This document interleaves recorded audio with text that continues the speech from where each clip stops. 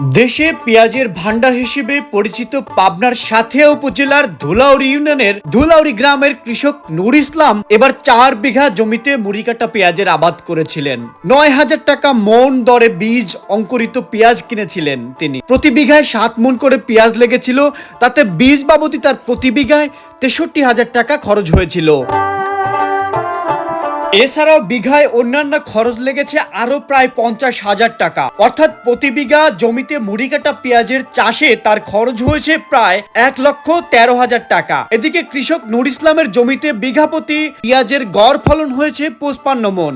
বর্তমান বাজারে 1,200 থেকে 1,400 টাকা মণ দরে বিক্রি হচ্ছে মুড়িকাটা পেঁয়াজ। তাতে প্রতি বিঘা জমির পেঁয়াজ বিক্রি করে তিনি 71 থেকে 72,000 টাকা পাচ্ছেন, অর্থাৎ বিঘায় তার গড় লোকসান হচ্ছে প্রায় 42,000 টাকা। স্থানীয় কৃষকেরা জানান, এবার বীজের দাম বেশি হওয়ায় প্রতি মনে উৎপাদন খরচ 2,000 টাকা বেশি পড়েছে। সার্বিকভাবে মনে তাদের 6 থেকে 800 টাকা লোকসান যাচ্ছে। কৃষকেরা জানান, এবার শুরুতেই অল্প কয়েকদিন 6,000 টাকা মনের কাছাকাছি দরে পেঁয়াজের বীজ বিক্রি হলেও পরে তা 8 থেকে 10,000-এ উঠে যায়। এছাড়াও এবারে সার ও কামলার দাম অনেক বেড়েছে।